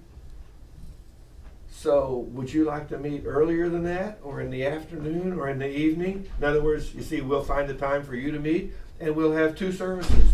One for the old folks, and one for the jeans and t-shirt crowd. And then eventually, I mean, I've actually seen this happen. You live long enough, you watch this happen. So the old people are upstairs in the sanctuary, but they keep dying off, and you're burying them. And so they get smaller and smaller. And the young people in the basement are starting to get bigger and bigger down in the fellowship hall. So what do you conclude? It's time to start having the old people have church in the fellowship hall and the young people to take over the sanctuary because they need more space. It's just we transition into changes. And and by the way, you guys need to be ready for this. Okay. I miss organ music in church. I miss organ music. I was saved in the 60s and raised with organ music, so I miss it. And your guitars are cute and they're nice, but they don't compare to an organ for me. Okay? Now see, you guys think that's funny. Okay, here's what I'm telling your generation. Don't be surprised if your children who grow up listening to guitars all the time rediscover the organ. They make a trip to Europe and they hear an organ in a huge cathedral and they go, whoa, what a way to worship. And they come back when you're old and just boom that stuff right down on you. And you go, oh, I just wish they would stick to playing my guitar, my little drums, da-da-da-da-da. I mean, life just changes. And just be ready for that. Now, some of the, okay, I miss organ music, okay? I'm not going to change that. But one thing I don't miss, for 15 years of my life working here at Calvary required me to wear a tie. And I used to go to the store shopping for clothes. I would buy a pair of slacks, I would buy a shirt, and I would buy a tie. And are you ready for this? Okay, so what do I spend? 20, 20, 20. What? Okay, I buy them on sale. 10, 10, 10. Now I don't have to spend $30 for an outfit. I only have to spend 20 because I don't have to buy ties anymore. I am so thankful for that. So some changes I enjoy. Some changes I just endure. And some changes I just realize I'm never going to get used to them. But if you want to get people involved, you have to let them become a part of the planning process. And that's what I think a lot of people, I want to make my plans and lay them all out, then I want people to volunteer to step up and do the work. And this is not new, this is not a new thought. This has been around for a long time. Dayton's book was written a long time ago. And the reason I'm having you read these old books is because I don't see a lot of new books that are reinventing this stuff. I like the way these old books present things, so we're going to keep using them, even though a lot of the new books talk about the same principles. But if you want to get people participating in the activity, you have to involve them in the planning process.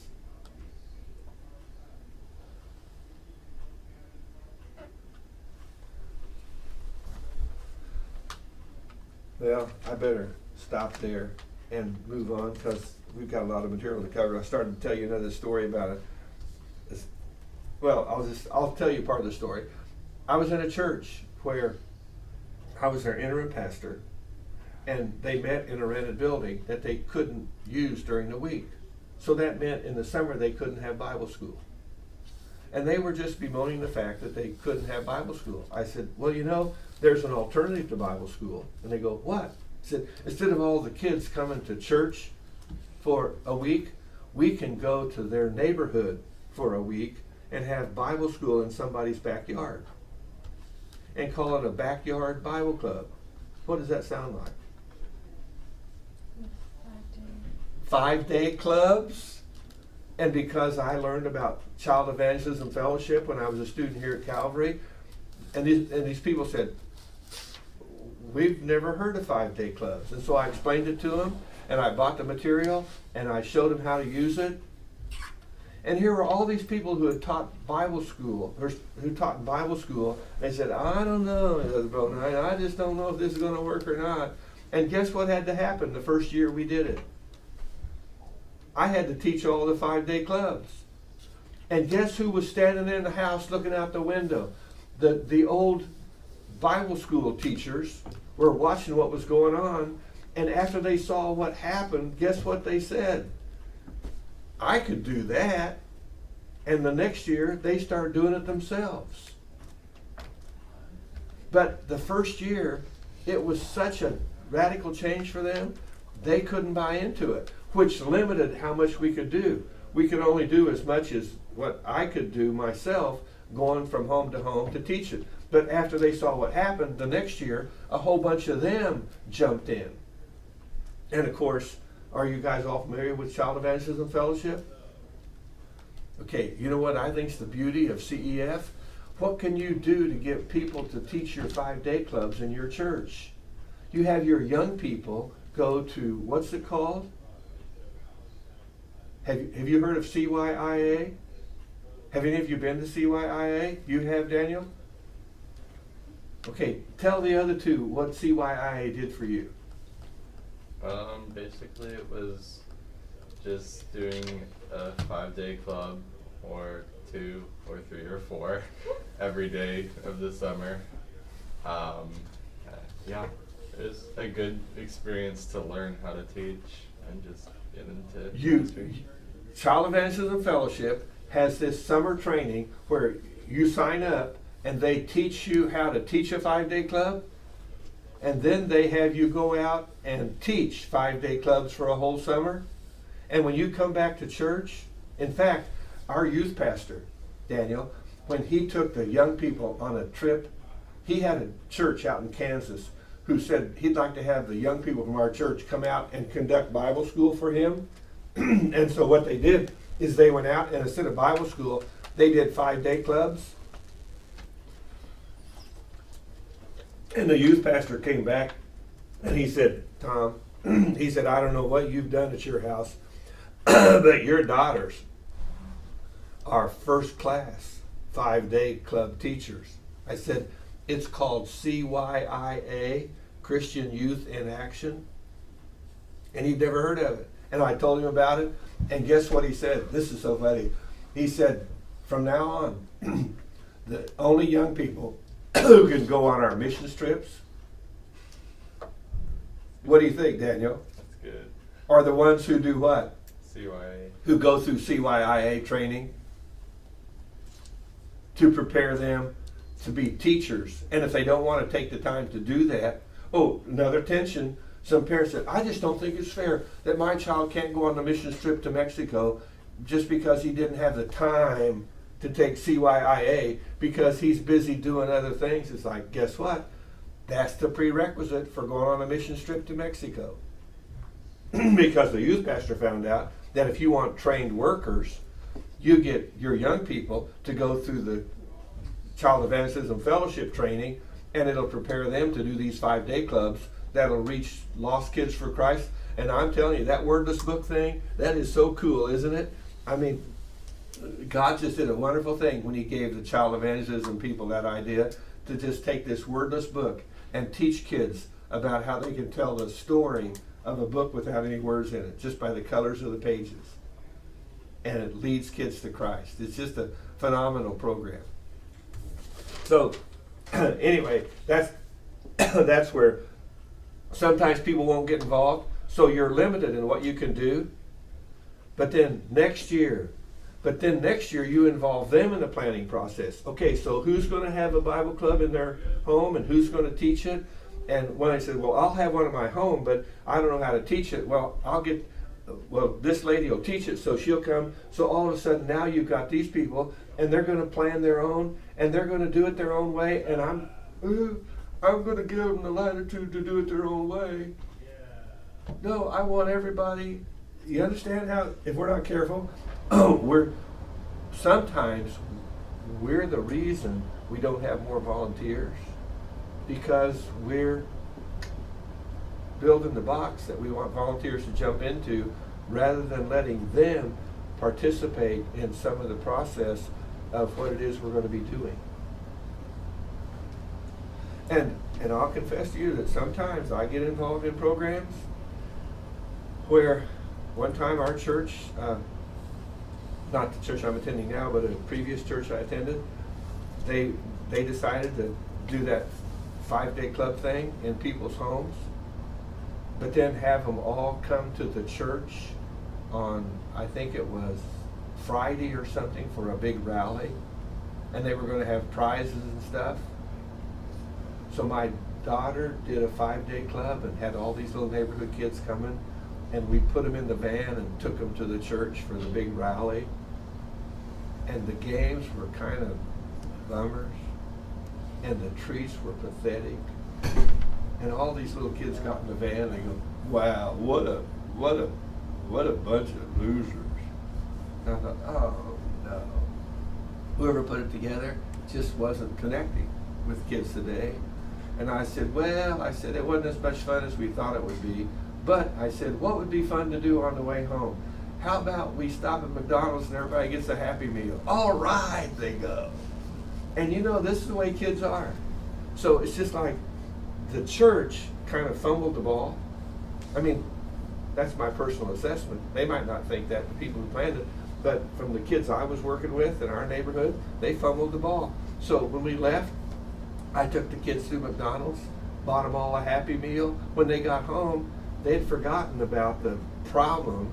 They forgot about it. It wasn't any fun at church. They had this Happy Meal that they had on the way home. So you can take little kids and compensate for some of this stuff just by things you have to do.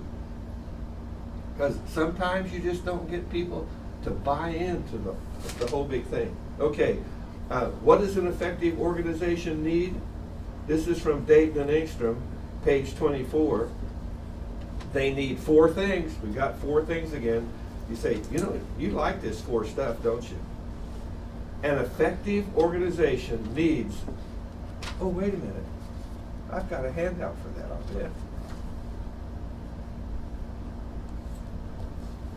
Do I? Maybe. No, maybe not. Okay, I'll just give them to you. An effective organization needs motivated and skilled people. So, we only have 5 people here in our organization, but are we motivated? Yes. How do I know? Because of all the work you did before this class started. Are you skilled? Yes. How do I know? Because of the work you've submitted to me before class started. So I've already got a reading on your motivation and your skill. You go, no, not going. I'm trying to get a credit for this course. This is part of my program of study. Okay, so what? You're motivated and you're doing the work. You're skilled. So we've got the first thing covered. What's the second thing we need? Adequate resources to carry out our task and to meet the needs. So we have a classroom. We have a computer that's recording this stuff. We have Canvas to do all this work on. We have snacks coming tomorrow. Looks like we're in business. Say, no, wait a minute. We got an orphanage in Guatemala. We've got a youth ministry in Japan. We've got a youth ministry in Europe. And we've got Logan with a youth ministry here in the States. So we've got 1, 2, 3, 4 locations in the world. Where's the money coming from to pay for all this?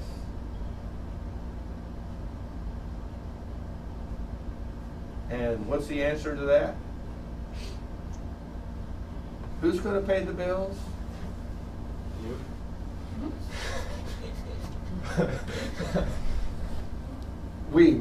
I might be able to break for snacks if you guys hadn't all volunteered to bring some, but we're going to have to depend on our Heavenly Father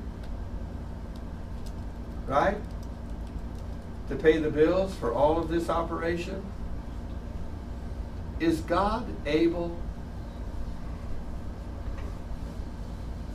to pay the bills for all of these ministries that we're involved in? Is God big enough to do that? So, we've got the resources. What is that song? He owns the cattle on 1,000 hills. All I need is for have him sell a few and send the money our way to pay the bills. And that word adequate, okay, I hear people say we never have enough money to do all the things we want to do. I hear that quite frequently. Now, and here's what I say. An effective organization doesn't need all the money they want to do everything they would like to do. They only need enough money to do the things that God wants them to do. And that will make them a successful organization. I just really believe that God provides for what He wants us to do. God provides enough money for me to support my family.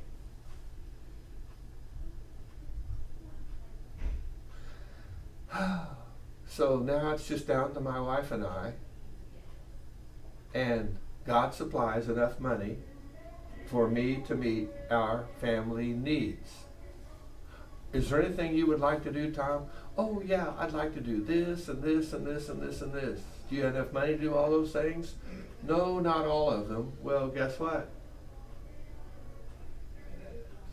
Do we live in a culture where we just, because of the world we live in, we have a whole bunch of wants? That our needs are much bigger than what we really need.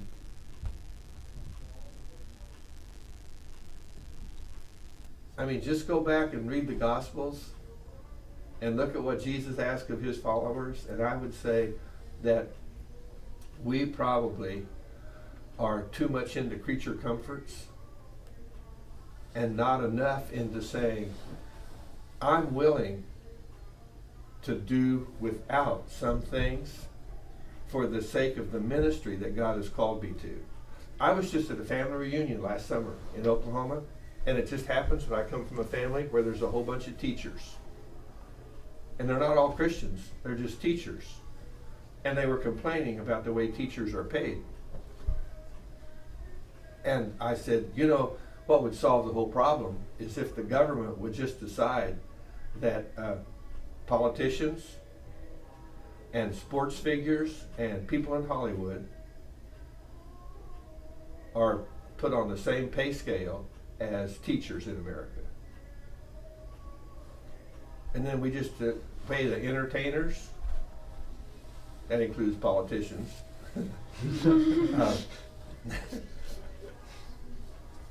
on the same pay scale as they pay us to raise the children of the world, of our society. And they said, that'll never happen. And I said, you're right, it won't. So guess what? If God has called me to be a teacher, He's called me to live in a different way than athletes and politicians and entertainers live.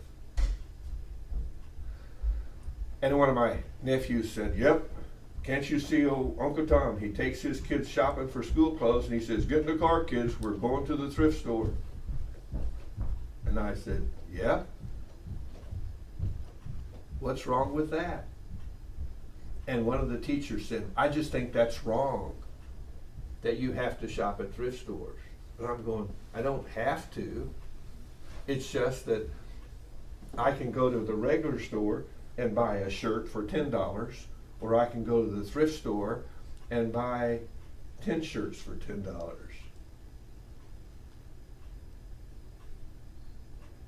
So, which would I rather do? Pay $1 for this shirt or pay $10 for it? Can you get shirts like this at the thrift store? You don't know, you've never been there.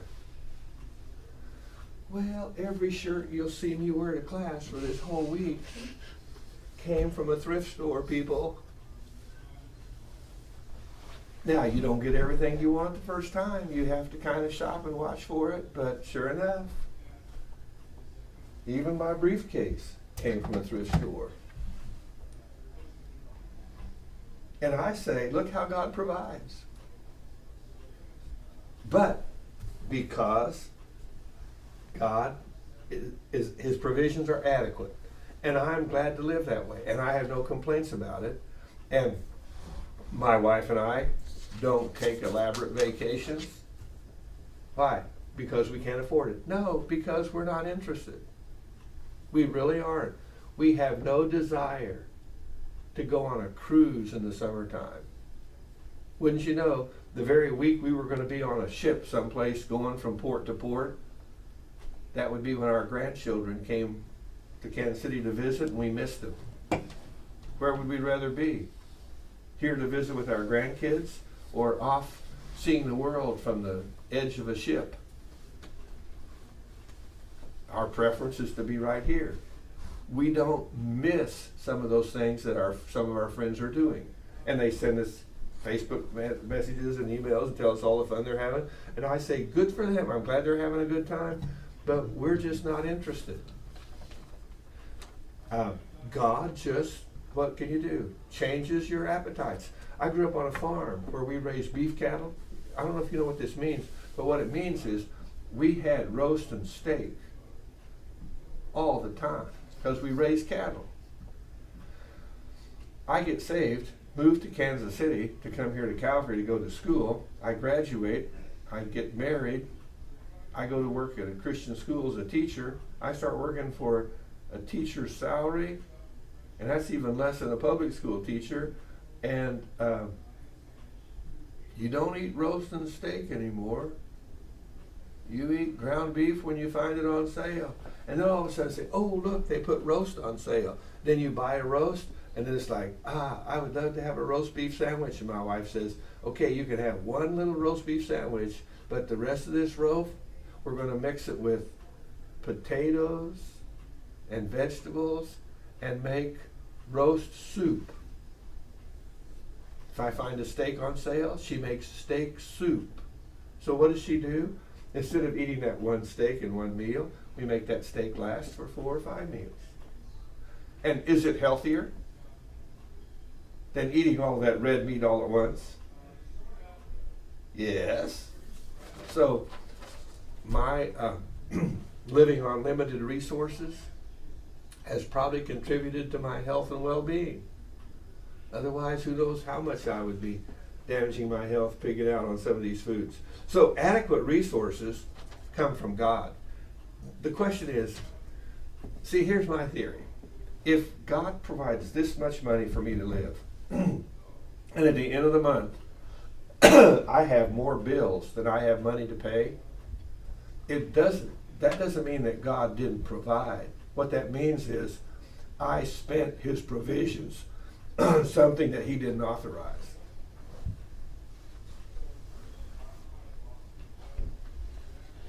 He always gives me enough money to do what he wants me to do. And if I decide to do something else with that money, I'm going to come up short in terms of paying the bills for what he intended me to do with it. So it's just, you say, hey, I just learned to keep tabs on how I live and how I spend money. After church on Sunday, my wife likes to get something to eat instead of just go straight home. Do I take her out to eat? Yes. In fact, the other day I told my son-in-law, hey, on the way home I'm going to take my wife out to eat. He said, you are? I said, yep. McDonald's is selling fish sandwiches 2 for $5. Because I'm not going to pay regular price for a fish sandwich. But when they're on sale 2 for $5, that's when we go get them for lunch. And after church on Sunday, McDonald's has had this 2 for $4, where you could get 2 breakfast sandwiches for $4. I pulled in there yesterday after church, and I said, are you still selling those bacon, egg, and cheese biscuits 2 for $4? Nope. I said, oh, I see, you have buy one, get one free. They go, that's only till 11 o'clock. I said, so what does a bacon, egg, and cheese biscuit cost? She said, well, 2 of them would cost you, I think it was $8 and something. I said, forget it. You go, what? I said, oh wait, I heard you have sausage biscuits for $1. Yep, I said, I'll take 2 of those. So we didn't get what we wanted yesterday after church, which is our normal routine, and the sausage biscuits were terrible. I mean, it wasn't the same biscuit that they put on the other stuff. It was some little crusty thing, and I thought, I can't wait to send an email to McDonald's and tell them your sausage egg biscuits is pits. And what would they say? Well, then if you want a $5 sandwich, buy a $5 sandwich. It's like, I only buy those when you sell them buy one get one free, guys. And that's why I do the surveys. Because see, now that they're not having these specials anymore, what will I do? I'll go online and do the survey and get with my receipt from my little dollar biscuits, and I will get a number, and then I'll take it back to McDonald's next Sunday and I'll give it to them. I say, I have a buy one get one free here, and I use it to buy any sandwich they sell. And it's like, that's just the way I live. And are we happy with that? Yes, we are. In fact, one of my son-in-laws said one time, it's so funny to listen to my wife and her family get together. We talk about who got the best deal when they bought something as to who bought it the cheapest, who found the best deal out there, because they've grown up in our home and we've just learned to live that way. And I had some people tell me early in life, they said, you know, when your children grow up, they're going to resent growing up in a Christian home where they had to buy stuff at the thrift store and, you know, live like that. And I said, well, I hope not, but I don't know what to tell you. I have to wait and see what happens. Well, guess what? Because our girls learn to live on a little bit of money, when my daughter, who's married to a sheet metal worker, when we had the economy kind of collapsed a few years ago, and he was out of work, and she said, it's okay, Jimmy. She said, I know how to live on a little bit of nothing. I grew up that way. And she took the money that he was bringing home from his union for unemployment and was able to stretch that and make it work to pay to buy their food and stuff. And he goes, wow, that's amazing. She said, I've never lived this way because I didn't have to, because you made good money, but now that you're not working, we can make the adjustment. And my other daughter, whose husband wanted to go into ministry when he was leaving the computer business, and he said, we won't make any money. And she said, that doesn't matter. When I grew up, I learned how to live with my parents. You understand that the way we lived at our house so that I could be a teacher prepared our daughters to be frugal wives so their husbands didn't have to make a bunch of money. When they did, they enjoyed it, but when they didn't, they were able to live. So it hasn't turned out like my friend said it would. They didn't resent it. They appreciate the fact that we've taught them how to be frugal and how to live cheap.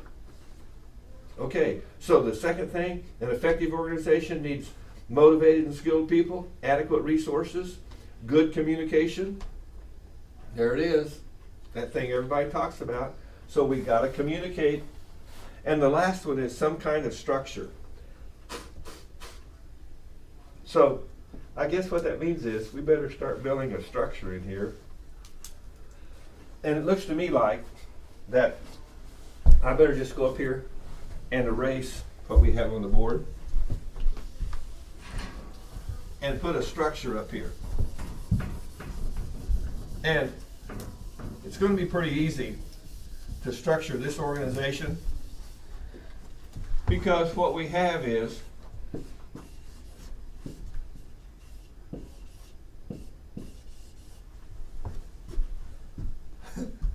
for what? Youth ministry in America. Youth ministry where? in Europe, youth ministry in Japan, and an orphanage. Good job of being original. Right? Isn't that what we have? Isn't that what our organization has? So that's not going to be hard, because can you see where, okay, so there they are. There's 4 things we're doing. And maybe I should give you a picture here so you can see where I'm going with this. This is the anatomy of an organization, Logan. The handout on the files, it's called the anatomy of an organization, but on the left-hand page, it's page 22. It talks about an organizational structure. And of course, it's got those little boxes. Well, these are our 4 boxes, but then we come up here and we put a box. Oh, I wonder who's in that box. Well, 1, 2, 3, 4, 5.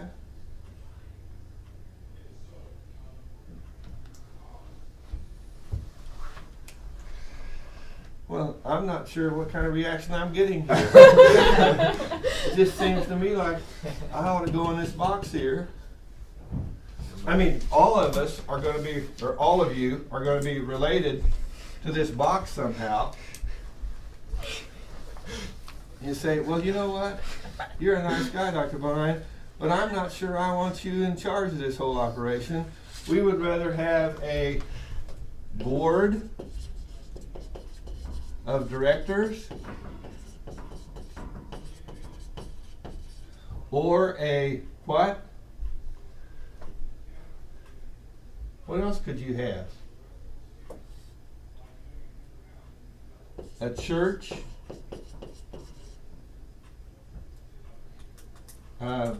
committee. You follow me?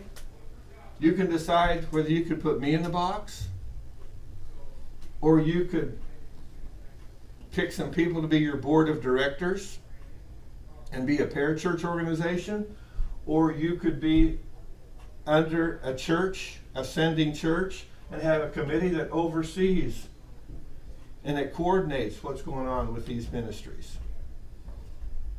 So, we'll leave that one for you to think about a little bit. But somewhere, we have to have that structure, because it's just part of an effective organization. Needs some kind of structure. And good communication, everybody talks about that, don't they? When you interview people, communication, failure to communicate. Daniel communicated clearly what his motion was, and I didn't hear it correctly. Yes, I did. I just twisted it. I just changed it. And I like this picture on page 23. It kind of reminds me of biology class. When you saw a picture of a cell, a living cell. Exactly what I wanted to be. And I thought, you know, that's what I like about this picture. I mean, the one on the left, yeah, that's the kind of chart you see every place you go in life, and you need one of those.